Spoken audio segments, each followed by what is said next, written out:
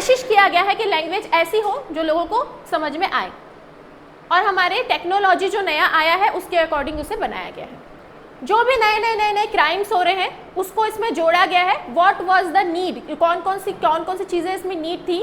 Organising crime को लेकर ज़्यादा बात नहीं की गई थी। ऑर्गेनाइजिंग क्राइम का मतलब क्या होता है, पहले से ही बात करके क्राइम करना। किडनैपिंग अगर किसी की करने जा रहे हो, पहले से ही सोचते हो, अपने दोस्त से बात करोगे, चलो उसको किडनैपिंग करते हैं, उसके घर में बहुत पैसे, करते हो कि नहीं करते हो, ठीक है, मतलब करते नहीं हो तुम लोग, होता है कि नहीं होता है, ऐसा होता है, राइट। तो this is called organizing crime. इसको लेकर कोई प्रावधान नहीं थे। साइबर क्राइम्स जितने भी होते हैं, फोन में घोटाला, ये वो, आप लोग मदद लेने के लिए इधर उधर वो करते रहते हो। हम लोग सिंपली क्या करते थे, FIR ही कर देते थे, और उन लोग बोलते थे भाई क्या करना है हमको भी नहीं पता। पुलिस ऐसी बोलती थी कि अब अगर तुम्हारा फोन से घोटाला हो गया तो उसमें क्या करना है, कैसे करना है, प्रोसीजर आम लोग तो दूर की बात, वकीलों को भी नहीं पता रहता था कि अपने क्लाइंट को क्या बोले, ठीक है, ये परेशानी होती थी। तो ये सारे कुछ चीज़ें थे जिसके कारण बहुत ज़्यादा प्रॉब्लम होता था। विक्टिम को प्रोटेक्शन नहीं मिला था ज़्यादा, जो भी पीड़ित होता था उसको संरक्षण भी उसमें नहीं दिया गया था, ज़्यादा संरक्षण नहीं था। कंपनसेशन ज़्यादा बात नहीं की गई थी, विक्टिम्स को कंपनसेशन के नाम पे कुछ नहीं मिलता था, तो इसलिए बहुत ज़्यादा ज़रूरी हो गया था उसे चेंज करने के लिए। पुराने अभी BNS में 358 सेक्शन है, 20 चैप्टर है, जो कि IPC में 511 सेक्शंस थे और 23 चैप्टर्स हुआ करते थे। बहुत सारे सेक्शंस क्या होते थे, जैसे तुम लोग चोरी को भी पढ़ते ना पहले, तो 6-7 धाराओं में, एक्सटॉर्शन को, उदापन को 6-7 धाराओं में, अब उसे पूरा एक ही मर्ज करके एक ही में डाल दिया गया है। जो मेरे स्टूडेंट्स हैं उनको पता होगा, ठीक है, कि पहले क्या था, अलग अलग धाराओं में थे, और अभी हमने जब पढ़ा तो क्या है, वो सब एक ही धारा में, जो कि पढ़ना बड़ा ईजी हो जाता है। तो ये उसको एक व्यवस्थित तरीके से बनाया गया है। ओके, 20 नए ऑफेंस जोड़े गए हैं। नए ऑफेंस जैसे कि स्नैचिंग जोड़ा गया, झपट मार, जैसे आप रोड से जाते रहते तो अचानक कोई चैन लेके, कोई बैग लेके भाग जाता है ना, वनरेबल स्थिति में किसी को देख के, कमज़ोर स्थिति में किसी को देख के ये चीज़ें होती है ना, तो वो वाली चीज़ पहले हमारे पास नहीं थी। एंड मॉब लिंचिंग, जैसे बोलते थे, भीड़ जब आके किसी को मार के चले जाती थी, उसको लेकर विधि नहीं थी कि भाई भीड़ थी किसको पकड़ोगे, ये सारी चीज़ों को प्रावधान इसमें नहीं था। ये सारी कुछ चीज़ें उसमें जोड़ी गई है।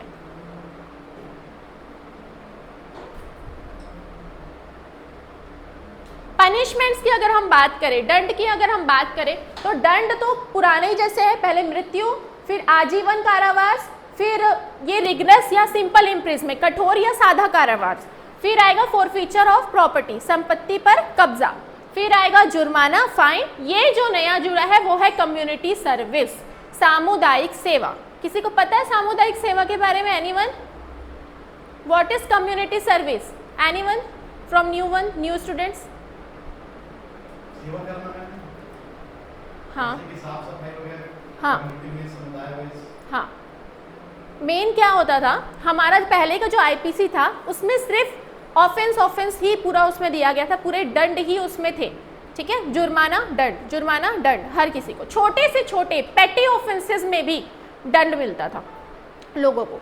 पर अब क्या हो गया है, कम्युनिटी सर्विस की बात आ गई है। अब अगर आप हर किसी को उठा के जेल में डाल दिया करते थे तो उसकी मानसिकता भी ये हो जाती थी कि मैं क्या है, मैं क्रिमिनल हूँ, है ना, और वो उस माहौल में भी चला जाता था, वो बाहर भी निकलता था तो समाज भी उसे, सोसाइटी भी उसे एक्सेप्ट वैसे नहीं करती थी, जो कि एक प्रॉब्लम था। क्योंकि जैसे कि मैंने कहा, हम लोग सुधारात्मक प्रिकॉशनरी की तरफ चलते हैं कि हम लोगों को क्या करना है, लोगों को सुधारना है, पर उस वे में ये काम कर पा रहा था क्या? नहीं। अगर कोई छोटा सा भी ऑफेंस किया आप उसको जेल डाल दोगे। सपोज उसने चोरी करी, आपने उसको पकड़ा, कई बार होता था कि उस समय भी इंसान का दिमाग घूम जाता था कि वो चोरी कर लेता था।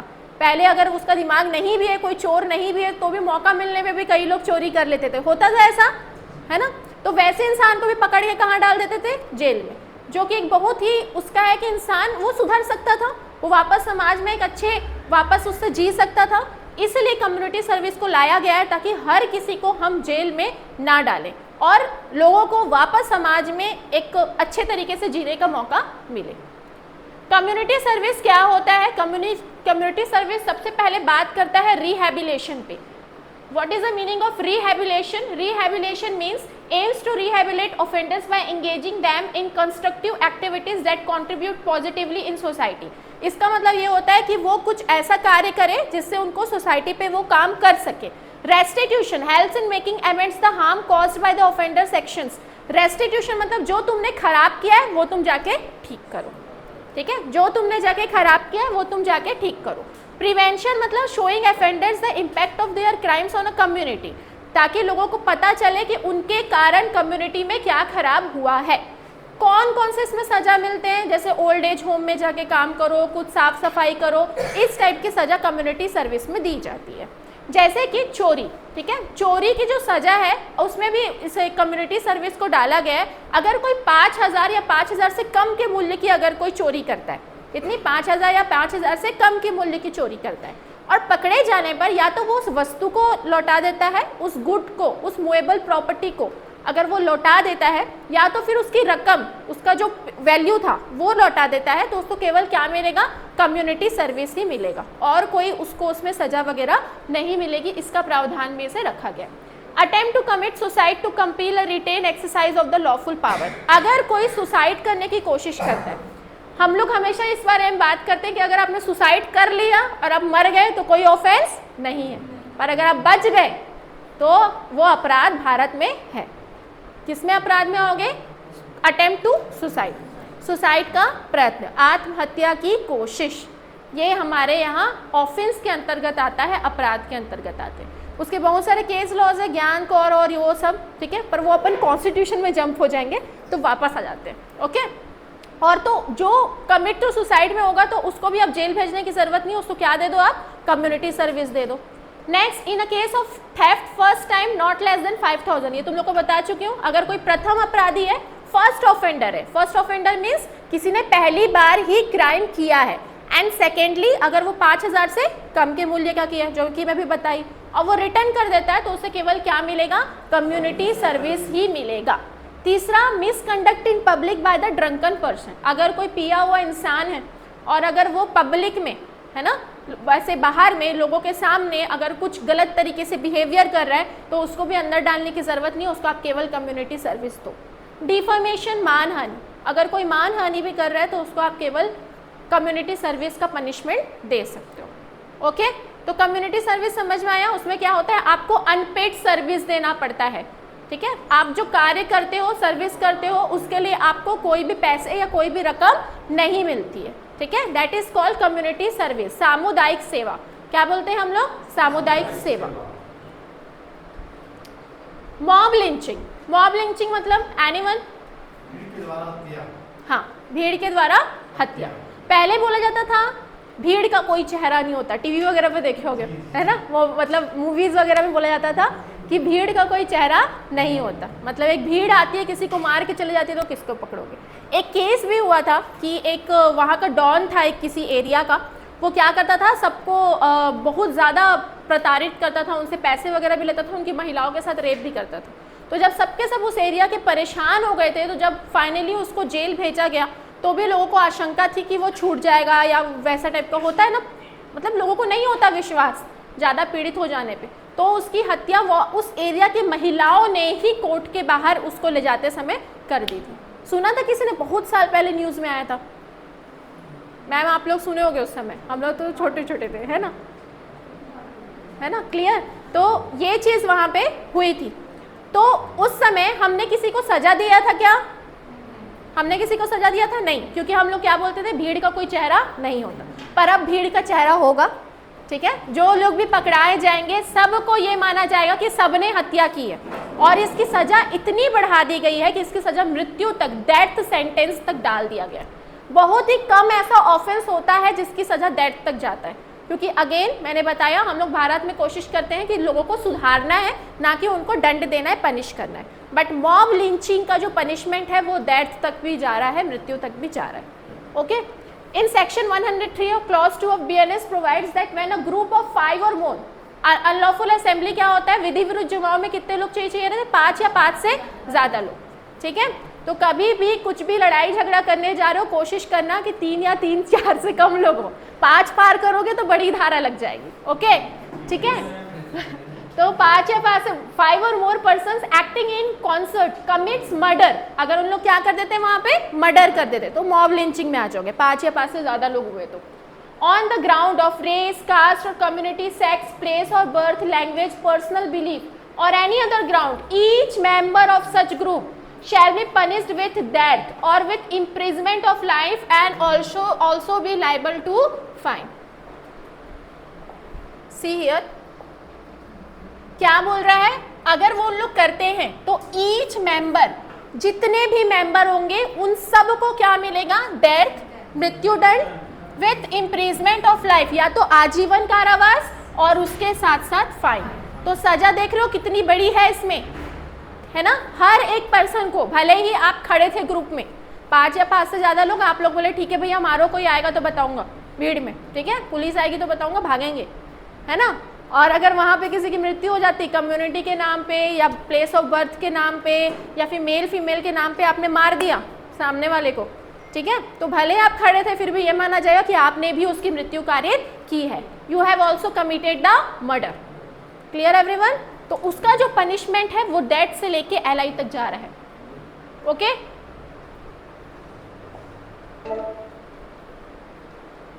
Next snatching. स्नैचिंग तो शुरू से अपन सुनते आ रहे हैं, कोई महिला जा रही है रोड पे, पर्स खींच के भाग जाना, है ना, किसी गले से चैन खींच के भाग जाना, ये बहुत बार न्यूज़ में हम लोग देखते हैं कि झपट मार घूम रहे हैं, ठीक है, स्नैचिंग को झपट मार कहते हैं, गले से चैन लेके चले जाना। ओके, तो that is snatching. Section 304, theft is snatching if in order to commit theft the offender suddenly or quickly. What it is saying कि अगर कोई सडनली मतलब अचानक से और क्विकली जल्दबाजी में और फोर्सिबली सीजेस और जबरदस्ती क्या कर रहा है, सामने वाले का जो प्रॉपर्टी है उसको सीज कर लेता है। सबसे पहली बात ये कुछ ऐसे ऑफेंसेस है, याद रखिएगा, जो केवल मूवेबल प्रॉपर्टी में होते हैं, ठीक है। जो जुडिशरी वाले बच्चे हैं उन लोगों को पता होगा कितनी इंपॉर्टेंस होती है एक याद रखना कि कौन से ऑफेंस में मूवेबल प्रॉपर्टी और कौन से ऑफेंस में इमूवेबल प्रॉपर्टी है। मूवेबल इमूवेबल मीन्स स्थावर संपत्ति, जंगम संपत्ति एंड स्थावर संपत्ति, चल संपत्ति और अचल संपत्ति, उसका बहुत इंपॉर्टेंस होता है हर एक ऑफेंस में, ठीक है, तो उसको ध्यान में रखिएगा। खैर वो कॉमन सेंस वाली चीज़ है, स्नैचिंग कर रहा है तो इमूवेबल प्रॉपर्टी तो नहीं करेगा, मूवेबल ही करेगा, चल संपत्ति करेगा। Or grabs or takes away from any person or from his position any movable property.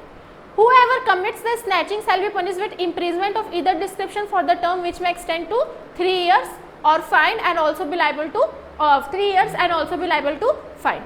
Clear? याद रखिएगा, कोई भी अगर स्नैचिंग करता है, ये पहले अपराध नहीं था, अपराध था पर इसको हम लोग अलग से क्लासिफाई करके नहीं रखे थे। नॉर्मली चोरी में ही हम इसे डाल देते थे, ठीक है, चोरी या रॉबरी, उसके इंग्रेडिएंट जो हमको इंग्रेडिएंट पकड़ में आता था वो इंग्रेडिएंट में हम डाल देते थे।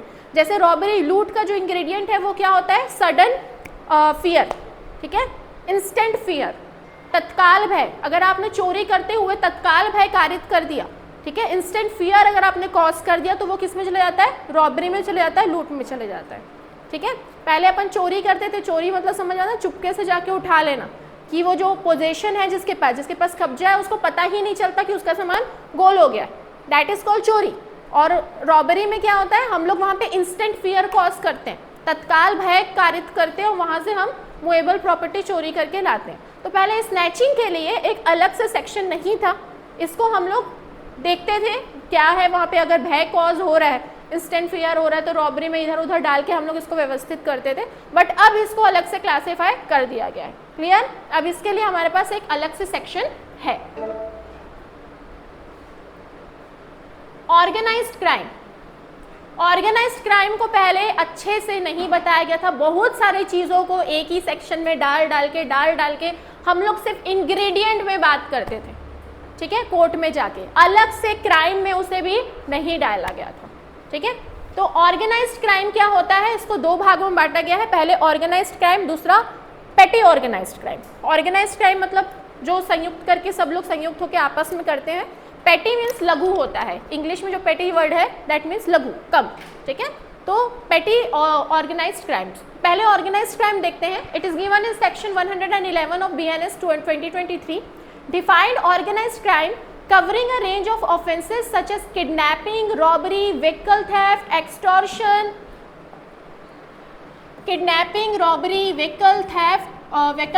extortion, contract killing, severe cyber crimes and human trafficking। अगर कुछ लोग मिलकर, आप लोग पहले से अगर प्लान बनाते हो कि चलो किडनैपिंग करेंगे, ठीक है, आप लोग रॉबरी करेंगे, चोरी करेंगे, ठीक है, या फिर एक्सटॉर्शन, उदापन करेंगे। एक्सटॉर्शन मतलब क्या होता है?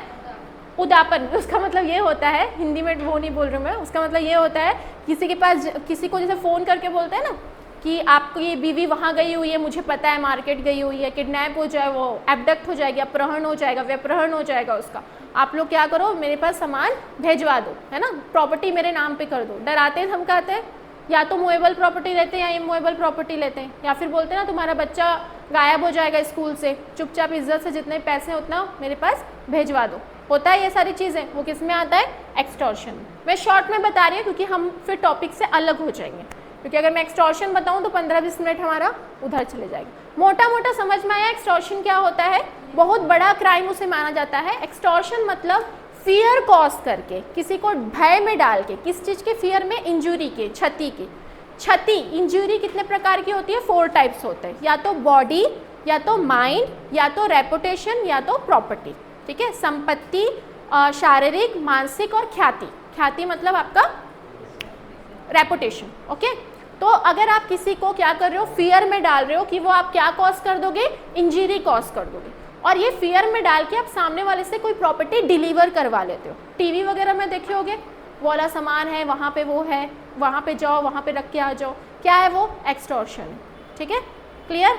आपके मेरे पास ये है, वो है, आपका ये सारी चीज़ें मेरे पास है, मैं इसे वायरल कर दूंगा, ऐसे होता है लड़कियों के साथ भी, पैसा हमें दे दो, क्या है ये? Extortion. This is also extortion, ये भी उदापन के अंतर्गत ही आता है, और इसे बहुत ही संगीन माना जाता है, बहुत हीनियस क्राइम इसे हम लोग मानते हैं, क्लियर। साइबर क्राइम्स तुम लोग को पता है आजकल कितना बढ़ रहा है, अगर ये सारे आप करोगे तो आप ऑर्गेनाइज्ड क्राइम के अंदर आओगे, है ना, जिसकी सज़ा ज़्यादा है। और अगर पिटी ऑर्गेनाइज्ड क्राइम में छोटे चीज़ों को डाला गया है, जैसे कि बैटिंग, गैम्बलिंग, जो जुआ सट्टा वगैरह खेलते हो, ठीक है, या खेलवाते हो, सेलिंग एग्जामिनेशन पेपर्स, है ना, एग्जामिनेशन पेपर अगर कोई बेचता होगा तो, ठीक है, तो वो आओगे आप लोग पिटी ऑर्गेनाइज्ड क्राइम में।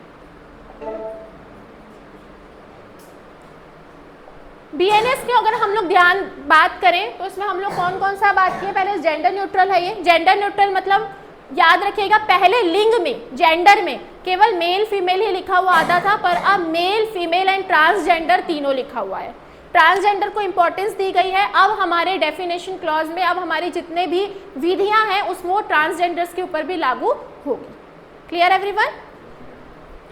Next is new form of punishment. जैसे कि मैंने बताया, पनिशमेंट जैसे पहले होते थे उसमें अब नया जुड़ गया है कम्युनिटी सर्विस। पहले कम्युनिटी सर्विस नहीं हुआ करता था, अब कम्युनिटी सर्विस, सामुदायिक सेवा जोड़ दिया गया है।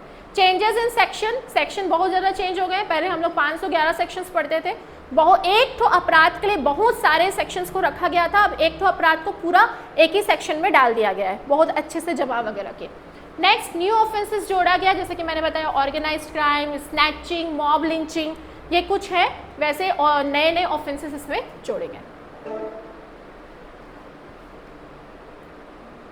अब बीएनएस क्लियर है सबको? बीएनएस में क्या हुआ है? बीएनएस फर्स्ट ऑफ ऑल होता क्या है, जो कि मैंने पहले बता चुकी हूँ कि ऑफेंस को बताता है और पनिशमेंट को बताता है। कौन कौन से अपराध है उनको बताता है, और उन अपराधों में कौन कौन सी सजा मिलेगी उसको बताता है। क्लियर? ये होता है बीएनएस, जो पहले आईपीसी हुआ करता था। प्रक्रिया बताता है क्या? नहीं। कोर्ट कैसे जाना है, क्या करना है, कुछ भी चीजें बताता है? नहीं बताता। क्लियर? चलो, बीएनएस चालू करने से पहले, क्योंकि फर्स्ट ईयर के बच्चे हो, फिर एकदम डीप में जाओगे नहीं समझ में आएगा, मेरे को बताओ cognizable and non cognizable offence क्या होता है? संज्ञेय और असंज्ञेय अपराध क्या होता है? एनीवन? यस। हाँ, where police can arrest without warrant, है ना, ये डेफिनेशन उसमें लिखा हुआ है। बाकी पॉइंट्स आपने इंग्रेडिएंट एकदम राइट बताएं, इट्स वेरी नाइस। और मेनली जो बेयर एक्ट में लिखा है वो क्या लिखा हुआ है? जहां पे पुलिस बिना वारंट के गिरफ्तार कर सकती है। एंड नॉन कॉग्निजेबल ऑफेंस, असंज्ञेय अपराध, वो होता है जिसमें पुलिस को वारंट की जरूरत नहीं है, सॉरी पुलिस को वारंट की जरूरत है आपको अरेस्ट करने में। Should I right it? कि समझ में आ गया ये वाली चीज? क्लियर है? दो प्रकार के अपराध होते हैं, संज्ञेय, असंज्ञेय, कॉग्निजेबल, नॉन कॉग्निजेबल। कॉग्निजेबल ये होता है in which police can't arrest you without the, sorry can arrest you without warrant, ठीक है। जिसमें एक पुलिस वाला आपको बिना वारंट के भी गिरफ्तार कर सकता है। ये बहुत ही हीनियस क्राइम में होता है, ठीक है, बहुत ही जंगीन अपराध जो होते हैं उसमें उसे रखा जाता है, जैसे मर्डर, रेप, ये सारे अगर अपराध किसी ने किए हैं तो वो किस में जाता है, अपना कॉग्निजेबल संज्ञेय अपराध में, जिसमें पुलिस को ज़रूरत नहीं होती है। कि मैं ही तुम लोग कंफ्यूज कर दी हूँ बहुत बार, इसलिए मैं क्लियर कर रही हूँ, पुलिस को वारंट की ज़रूरत नहीं होती है, that is called cognizable. And non cognizable असंज्ञेय अपराध जिसमें वारंट की ज़रूरत होती है। क्यों वारंट की ज़रूरत होती है?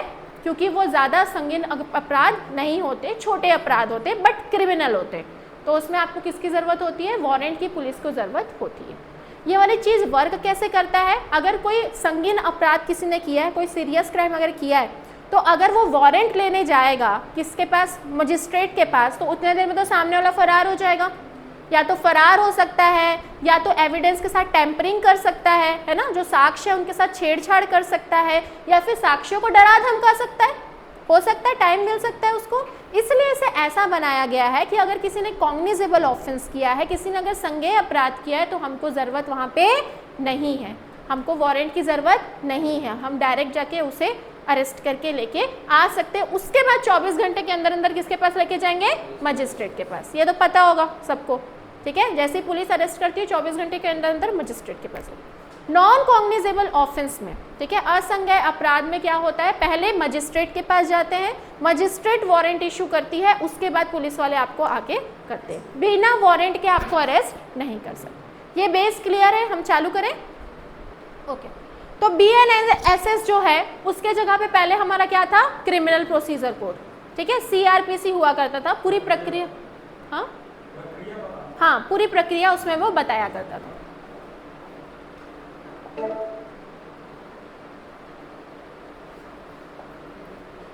क्या नया जोड़ा गया है इसमें? फर्स्ट ऑफ ऑल BNS में ऑडियो वीडियो इलेक्ट्रॉनिक मीन्स जोड़ा गया है। सबसे पहला तो मेन ये था कि अगेन हमारे पास डिजिटलाइजेशन आ गया, जो पहले हमारे पास था क्या, नहीं था। पहले हमारा विधि जो था वो पुराने अंग्रेजों के ज़माने के, जब हम लोग आज़ाद में नहीं हुए थे, वो वाला हम अभी तक चलाते आ रहे थे। प्रॉब्लम ये था हमारे साथ में, ठीक है। अब डिजिटलाइजेशन आ गया तो इसमें भी आ गया। डिजिटलाइजेशन अगर मैं बोलूँ तो क्या आ गया है, पुलिस वाले कहीं भी इन्वेस्टिगेशन करने जाएंगे, उनको रिकॉर्ड करना है, हर चीज़ रिकॉर्ड करना है, और उसमें लिखा गया है कि हम लोग अपने फ़ोन से भी रिकॉर्ड कर सकते हैं। Actually it is written in our bare act, ठीक है, कि उन लोग चाहे तो अपने मोबाइल फ़ोन से भी रिकॉर्ड कर सकते हैं, पर हर चीज़ उनको क्या करनी है, रिकॉर्डिंग करनी है। क्लियर? तो ये डिजिटलाइजेशन को बहुत ज़्यादा इसमें जोड़ा गया। Audio video electronic mean shall be include use of any communication device for the purpose of video conferencing, recording of processes of identification, search, seizure और ऑफ एविडेंस। कोई भी एविडेंस, कोई भी साक्ष्य को आइडेंटिफाई किया जाएगा कि यही मुजरिम है क्या, उसको भी आपको क्या करना है, वीडियो बनाना है। क्योंकि पहले ऐसा था ना, मार पीट के तो नहीं कर रहे हैं पुलिस वाले, ये वाला आता था ना कि मेरे को तो मार पीट के किया गया, ये सारी चीज़ें का बहुत होता था। तो अभी क्या हो गया, हर चीज़ आपको क्या करना है, वीडियो बनानी है, हर चीज़ की वीडियो बनानी है। सर्च, कोई चीज़ ढूंढ रहे हो, पहले बोलते थे ना पुलिस वालों ने खुद ही मेरे सामान रखा है, मेरे पास से पाया नहीं गया।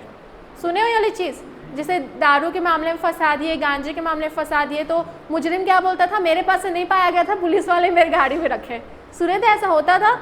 तो उसके लिए अब क्या हो गया, भैया आप पहले ऐसे वीडियो बनाइए, उसके बाद करिए। खैर उसके भी बहुत सारे लूप होल्स हैं, सिर्फ लिखने से कुछ नहीं हो जाता, इंसान पहले रख के भी वीडियो बना सकता है, ठीक है। नेक्स्ट इज सीजर और एविडेंस। ये सारी चीज़ के लिए आपको क्या करना है, वीडियोग्राफ करना है। Transmission of electronic communication and such other processes bye such means state government rule बनाएगी अपने अपने क्षेत्र के लिए, और उसके लिए वो सारी चीज़ें अपने हिसाब से चलेगी। स्पीडी जस्टिस, ये मेन है। अगर कोई BNSS में क्या बदला है तो उसमें क्या बोलोगे, स्पीडी जस्टिस आ गई है, ठीक है। अब न्याय बहुत जल्दी होगा। पहले तारीख पे तारीख होती थी चीज़ें, अब वैसा नहीं है। पहले टाइमलाइंस नहीं था, पहले कोई अवधि नहीं हुआ करती थी, पर अब हर चीज़ में क्या कर दिया, टाइमलाइन डाल दिया गया कि आपको ये टाइम पे कंप्लीट करना है, ये टाइम पे कंप्लीट करना है। पूरे चार्ट चलते हैं कि हर चीज़ आपको एक पर्टिकुलर टाइम पे कंप्लीट करनी है। क्लियर? चलो, the Bharatiya Nagarik Suraksha Sanhita of 23 include several provisions to ensure speedy justice including first framing charges frame करना। चार्जेस फ्रेम करना मतलब आरोप लगाना। आरोप का मतलब समझते हो क्या होता है, चार्जेस का मतलब क्या होता है उसमें?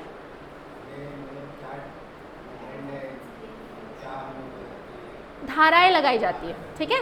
चार्जेस जो शब्द होता है, आरोप लगाना, जो हम लोग बोलते हैं ना मेरे पे आरोप जो लगाया गया है वो गलत लगाया गया है, आरोप शब्द का मतलब होता है धाराएं लगाना, ठीक है।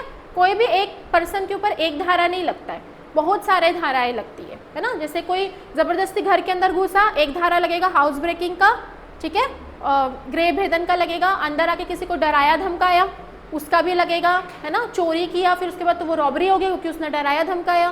तो ये सारी चीज़ें, बहुत सारी धाराएं एक क्रम में लगती है जिसको हम लोग बोलते हैं चार्जेस। क्या बोलते हैं? चार्जेस। तो ये चार्जेस लगने का काम भी पहले बहुत स्लो हुआ करता था, अब बोल दिया गया है कि must frame charges with in 60 days of the first hearing. पहली बार जब कोर्ट में हियरिंग होगी, पहली बार जब कोर्ट के सामने प्रस्तुत किया जाएगा मामला, उसके 60 दिन के भीतर भीतर चार्जेस फ्रेम हो जाने चाहिए, आरोप लग जाने चाहिए। क्लियर? Next, judgement. जितने भी जजमेंट होती थी, सामने वाला सुना देता था, जज क्या करता था, फैसला वहाँ पे हो जाता था, आखिरी आर्ग्यूमेंट हो जाता था और उसके बाद भी डिसीजन आने में बहुत टाइम लगता था। उसके लिए अब आखिरी क्या कर दिया गया है? 45 डेज। नॉर्मली 30 डेज रखा गया है और गिरी से गिरी हालत में उनके पास कितना टाइम है? 45 डेज। 45 डेज से ज़्यादा टाइम उन लोग नहीं लेंगे कोई भी निर्णय सुनाने के लिए, उनको 45 डेज के अंदर अंदर पूरे की पूरे निर्णय सुनाने ही होंगे। Medical examination report, this is also something new, जो कि पहले नहीं हुआ करता था। अगर कोई रेप विक्टिम है, अगर कोई क्या है? रेप विक्टिम है, उसका जो मेडिकल रिपोर्ट है वो 7 दिन के अंदर अंदर इन्वेस्टिगेशन ऑफिसर आईओ को मिल जाना चाहिए, ठीक है। जो भी अन्वेषण अधिकारी है, जो भी अन्वेषण को देख रहा है, 7 दिन के भीतर भीतर उसको मिल जाना चाहिए। रेप जैसे, जिसको हम लोग बहुत ही इंडिया में बहुत ही बड़ा उसे प्रॉब्लम भी माना जाता है, बहुत बड़ा ऑफेंस भी माना जाता है, तो उसमें लेट नहीं होने के लिए इसको बहुत स्पेशल जगह दी गई है। ये बोला गया है कि मेडिकल रिपोर्ट जो होगा रेप का वो 7 दिन के अंदर अंदर इन्वेस्टिगेशन ऑफिसर को दे ही देना है। ओके। विक्टिम अपडेट्स, विक्टिम को, जो भी पीड़ित है उसको 90 दिन के अंदर अंदर पुलिस वाला जो भी होगा, जो भी इन्वेस्टिगेशन कर रहा है, वो उसको बताएगा कि उनका इन्वेस्टिगेशन कहाँ तक पहुँचा। पहले पुलिस वाले नहीं बताते थे ना, चक्कर लगाते रहो क्या हो रहा है क्या हो रहा है। अब आपका ये अधिकार है, BNSS में भी आपको ये दिया गया है कि आप 90 दिन के बाद, ठीक है, आफ्टर 90 डेज आप उनसे पूछ सकते हो केस में क्या प्रोग्रेस है, केस कहाँ पे है, क्या चल रहा है। FIR registration, complaint submitted electronic must be registered as an FIR within 3 days. E complaint के बारे में ये बात कर रहे हैं। अगर आप इलेक्ट्रॉनिकली कुछ सबमिट कर रहे हो तो वो आपको, अगर आप वो कर रहे हो तो 3 दिन के भीतर भीतर हो जाना चाहिए। मैं बताऊंगी उसको, अभी रुक जाओ वहाँ पे, ठीक है, उसको बड़ा करके अच्छे से एक्सप्लेन करती हूँ। जीरो FIR पहले भी करवाते थे पर उसको एक अलग से जगह दिया गया था क्या? नहीं दिया गया था। उसको अब अलग से जगह दी गई है कि आप ज्यूरिडिक्शन वाली अब बात नहीं रहेगी, क्षेत्राधिकार वाली भी बात नहीं रहेगी। पहले क्या बोला जाता था, ये हमारे थाने का मामला नहीं है, दूसरे थाने चाहिए होता था। अगर आप कंप्लेन करने जाते थे तो क्या कहा जाता था, ये हमारे थाने का मामला नहीं है, आप दूसरे थाना जाइए। अब क्षेत्राधिकार की बात नहीं है, अब जीरो FIR आ गया है, आप कहीं भी जाके अपनी कंप्लेंट लॉन्च कर सकते हो। Okay. It is mandatory for police, mandatory word का मतलब होता है अनिवार्य। Okay. It is mandatory for police to register a FIR where information regarding commission of the cognizable offence is received. याद रखिएगा, संज्ञेय अपराध। अगर कॉग्निजेबल ऑफेंस हो रहा है, अभी मैंने बताया था ना वो कैसा अपराध होता है, बड़ा अपराध होता है जिसमें वारंट की जरूरत नहीं होती है। तो अगर किसी ने कॉग्निजेबल ऑफेंस कोई लेके आ रहा है, मतलब रेप का लेके आ रहा है, मृत्यु का उसका लेके आ रहा है, मर्डर का लेके आ रहा है, इस टाइप का कोई एकदम बड़ा बड़ा ऑफेंस अगर लेकर आ रहा है, irrespective of whether it has jurisdiction और नॉट, जीरो FIR वो करेगा। पुलिस वाला ये नहीं बोलेगा कि मेरे क्षेत्राधिकार का मामला नहीं है, वो वहाँ पे क्या करेगा, जीरो FIR वहाँ पे ले लेगा। Once the zero FIR is registered, the concerned police station can transfer such FIR to the police station which has jurisdiction to investigate the case. उनको भगाना नहीं है, ठीक है। अगर कोई संज्ञेय अपराध कोई लेके आ रहा है, सपोज किसी का मर्डर हो गया, आपने देखा, आप गए पुलिस स्टेशन, आप डर के मारे घर आ गए, घर के पास वाले पुलिस स्टेशन में गए, वो आपको ये नहीं बोल सकता कि मेरे थाने का मामला नहीं है। उसको जीरो FIR लॉन्च करना पड़ेगा और ये उसी की ही जिम्मेदारी रहेगी कि वो क्या करेगा, जो जुरिडिक्शन वाला थाना है, ठीक है, जो क्षेत्राधिकार वाला थाना है, उसके पास वो उस चीज को पहुंचवाएगा। Clear everyone? Is it clear?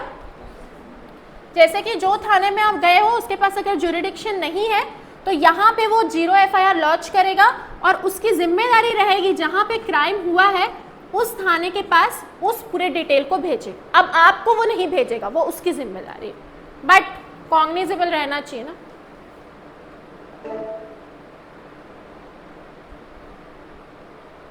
मैंने कहा था मैं अच्छे से बताऊंगी इसको। EFIR, ठीक है, ये एक नया आ गया। आप लोग ऑनलाइन भी FIR लॉन्च अप कर सकते हो, क्लियर, ठीक है। इसमें ऑनलाइन तो आप कर सकते हो, पर आपको साइन करने के लिए 3 दिन के अंदर अंदर आपको बुलाया जाएगा। 3 दिन के अंदर अंदर आपको पुलिस स्टेशन आके साइन करना पड़ेगा, बाकी आप ऑनलाइन अप्लाई कर सकते हो। वहाँ जाके झंझट लिखना विखना वो सब करने की ज़रूरत नहीं है, हर चीज़ आप ऑनलाइन करो और आपको साइन करने पुलिस स्टेशन में बुलाया जाएगा। Okay, the BNSS also introduce provisions for electronic FIR, allowing FIR registration through electronic means. This provision serves as a significant relief for victims, especially women, by expediting the registration process and preventing them from revealing traumatic experience while reporting the crime. अगर कोई महिला के साथ कुछ हुआ है, वैसे महिलाओं के लिए नहीं है, सबके लिए, महिला के साथ हुआ है, उसको पुलिस स्टेशन जाके उसी ट्रॉमा को वापस जी के उनको समझाना पड़ता था। ओके, तो अब वो करने की ज़रूरत नहीं, उन लोग इलेक्ट्रॉनिक मीडिया के थ्रू अपना FIR लॉन्च कर सकते हैं, उनको केवल साइन करने ही पुलिस स्टेशन बुलाया जाएगा। The BNSS now includes a provision for lodging information electronically under section 173 clause 1 you can write requiring the informant signature to be obtained within 3 days prior to the official recording of the EFIR, ठीक है। 3 दिन के अंदर अंदर फिर उसको केवल sign करने बुलाया जाएगा। हर जो इन्फॉर्मेशन है आप मीडिया के इलेक्ट्रॉनिक के थ्रू, इलेक्ट्रॉनिक FIR के थ्रू आप कर सकते हो।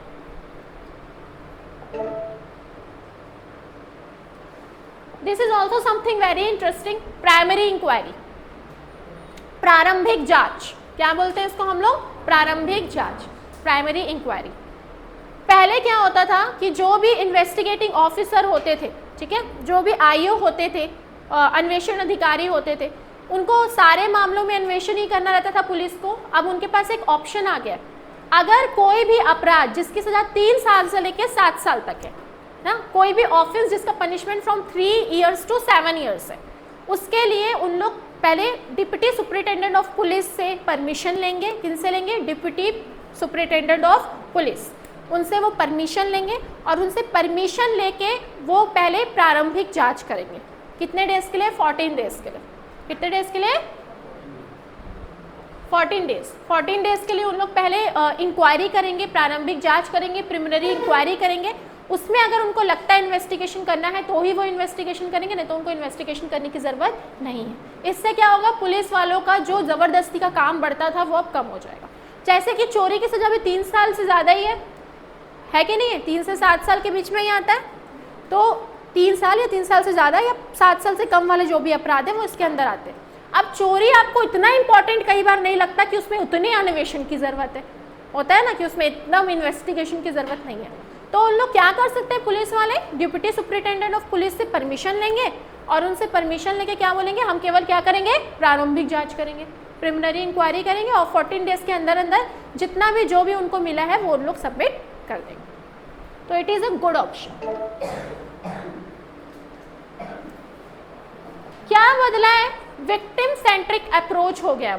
अब हमारा जो लॉ है वो पीड़ितों के लिए ही काम करता है मेनली, कि पीड़ितों को जल्दी से जल्दी न्याय मिले, भटकना ना पड़े। हर चीज़ मिल रहा है ना, टाइम ले दिया हर चीज़ के लिए, चार्ज लगाने के लिए टाइम दे दिया, हर चीज़ करने के लिए टाइम दे दिया, हर चीज़ प्रॉपर कर दिया, ये चीज़ इतने दिन में हो जानी चाहिए, ये चीज़ इतने दिन में हो जानी चाहिए, कर दिया, टाइम भी दे दिया विक्टिम लोग के लिए, ताकि उनको आराम से देखना ना पड़े कि हमको कब न्याय मिलेगा। इंसान बूढ़ा हो जाता था, न्याय नहीं मिलता था, होता था कि नहीं?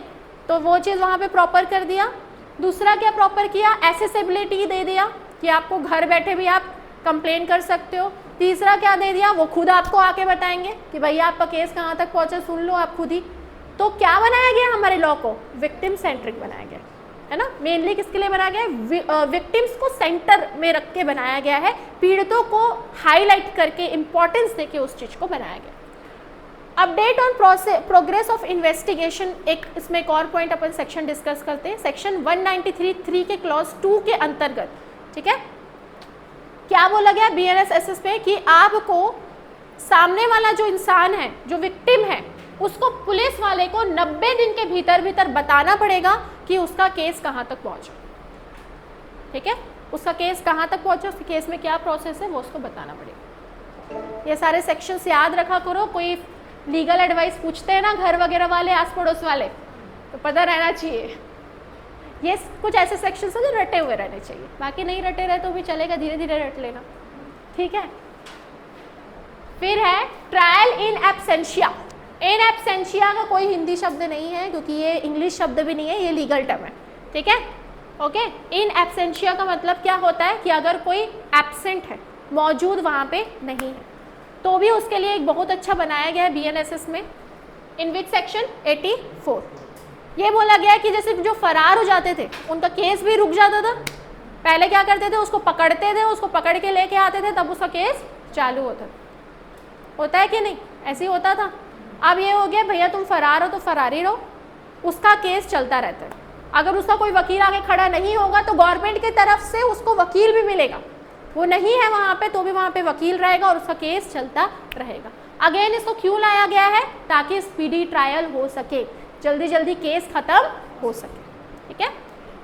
The BNSS provides that when a person declared as a proclaimed offender मतलब फरार होता है, proclaimed offender मतलब क्या होता है, फरार, जो गायब है।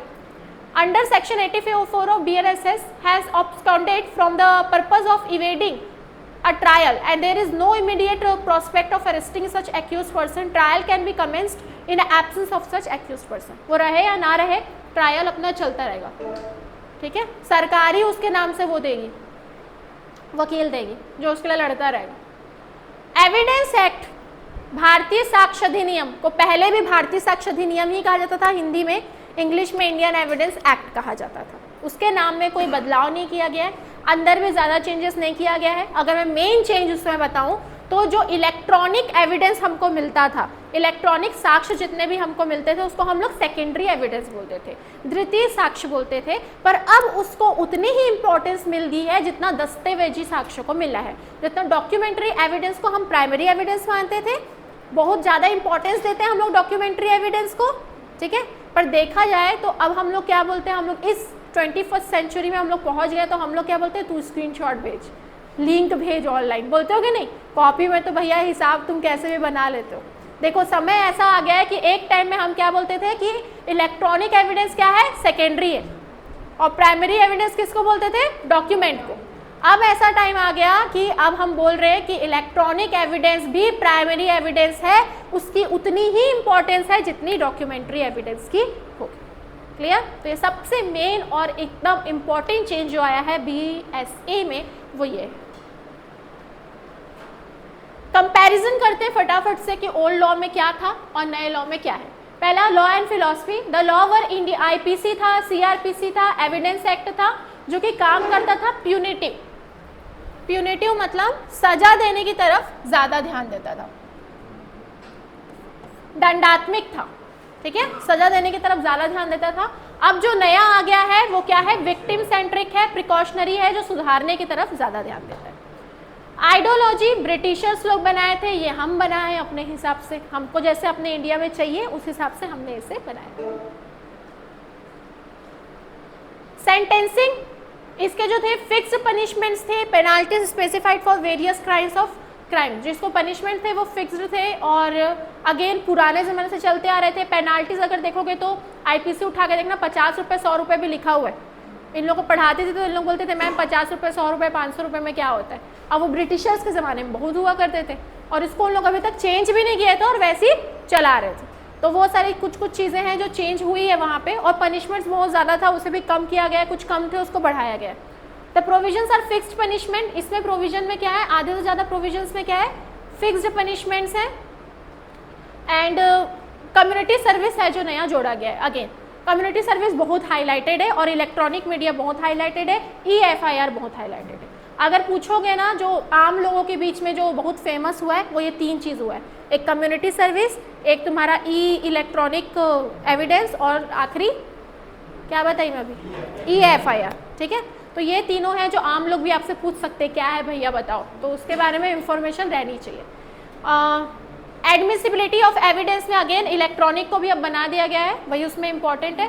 ट्रायल प्रोसीजर्स क्या होते थे, पहले बहुत लेट होते थे, पर अब क्या हो गया, ट्रायल प्रोसीजर्स स्पीड कर दिए गए, है ना। पहले क्या होता था, कोर्ट वगैरह वाले लोग बहुत आराम से और बहुत धीरे धीरे उन चीज़ों को करते थे, पर अब क्या हो गया, स्पीड से और स्पीडी ट्रायल से चीज़ें चलती। Okay, so we are done. कितने मिनट में कंप्लीट हुआ? ओके, तो ये कंप्लीट हो गया है, सर आप लेट हो गए फिनिश हो गया अपना, ठीक है। So this are the 3 major laws, जो वो हो गया। जो फर्स्ट ईयर वाले हैं उनको हो सकता है कुछ कुछ चीज़ें समझ में ना आई हो, क्योंकि जो बेस है वो अभी भी आप लोगों का क्लियर नहीं हुआ होगा, ठीक है। अब बताइए कि जो पुराने लॉज हैं उसमें पुराना लॉ चलेगा, जो पुराने केसेस है उसमें पुराना लॉ चलेगा कि नया लॉ चलेगा?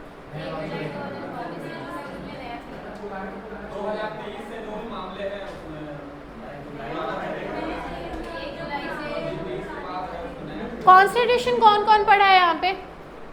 कॉन्स्टिट्यूशन कोई पढ़ा है? हाँ, कॉन्स्टिट्यूशन की आर्टिकल 20 क्लॉज 1 में क्या दिया हुआ है? नहीं, आर्टिकल 20 में क्या दिया हुआ है? एक्स पोस्ट फैक्टो लॉ दिया हुआ है। उसमें क्या होता है x post facto law?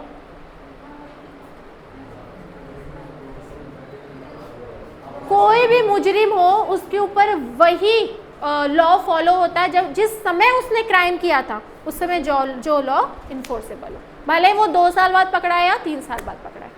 Clear? ये होता है एक्स पोस्ट फैक्टो लॉ।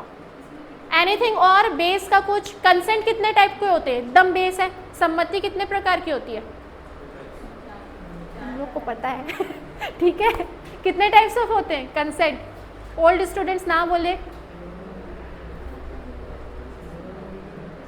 अमन, कितने टाइप्स के होते हैं कंसेंट?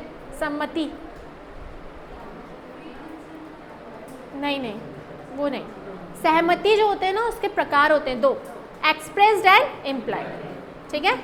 अभिव्यक्त और विवक्षित। एक्सप्रेस मतलब बोलकर कंसेंट देना या लिखकर कंसेंट देना, इम्प्लाइड मतलब अपने हाव भाव से कंसेंट देना, ठीक है। आप अपने फ्रेंड के साथ रूम में रहते हो, डेली आपका टी-शर्ट वगैरह पहन के जाता है, कुछ नहीं बोलते हो, तो आपने कंसेंट दिया है, कल के लिए उसको चोर नहीं बोल सकते आप, ठीक है।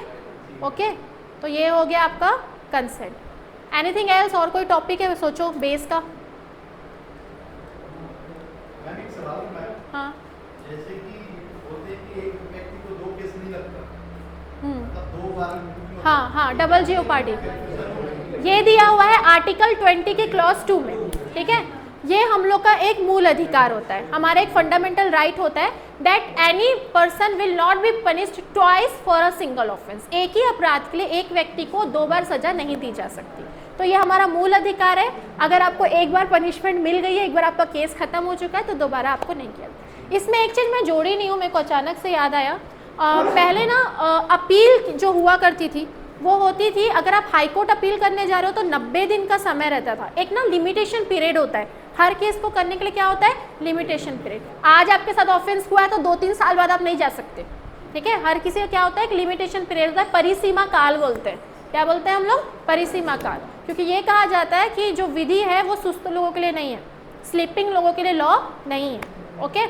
तो पहले क्या होता था, हाई कोर्ट जाने के लिए, हाई कोर्ट अपील करने के लिए 90 डेज होते थे, और इसमें नॉर्मल कोर्ट्स में जाने के लिए सपोज सेशन एंड ऑल, तो उसमें हम लोग पास 60 डेज होते थे।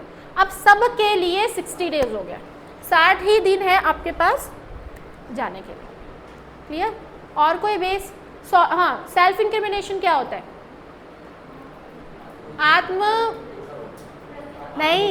आत्म अभिशंसा ऐसा कुछ है। आत्मदोषारोपण। आत्मदोषारोपण क्या होता है? आत्मदोषारोपण से संरक्षण, protection against self incrimination. Protection against self incrimination कौन सा मूल अधिकार है? एनीवन?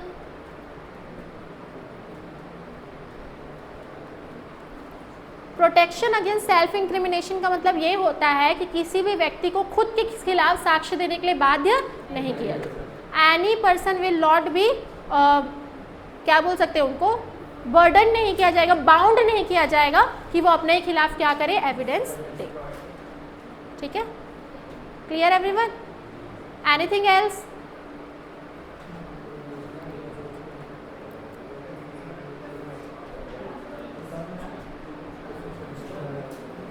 किसी को कुछ पूछना है? ठीक है, thank you so much for coming everyone. ठीक है, और अगर आप लोग कोचिंग ज्वाइन करना चाहें तो कर सकते हैं। 3 दिन डेमो क्लासेस रहते हैं, आप लोग वो ले सकते हो। टेस्ट होता है रिटन, और MCQs टेस्ट भी होते हैं 100 मार्क्स के, हिंदी वालों को हिंदी में, इंग्लिश वालों को इंग्लिश में। एंड सेमिनार्स होते हैं, PPT प्रेजेंटेशन के थ्रू सेमिनार्स वगैरह भी बच्चे देते हैं। तो जो भी इंटरेस्टेड है वो ज्वाइन कर सकते हैं, डेमो क्लासेस वो ले सकते हैं 3 दिन का। ये जो आज जो सेशन हुआ है ये महीने में एक बार हम लोग सोचेंगे कि करें, और जो भी अच्छे और भी प्रोफेसर्स हैं उनको मैं लाने की कोशिश करूँगी कि उन लोग आए। कोशिश क्या, मैं बुलाऊँगी, आएंगे उन लोग ठीक है। तो जो भी हमारे छत्तीसगढ़ के अच्छे ओफिसर्स उनको बुलाऊंगी। पहले मेरा एक लेक्चर रहेगा और उसके बाद फिर उनका रहेगा। That was for free for everyone, not only for my students. Okay, thank you.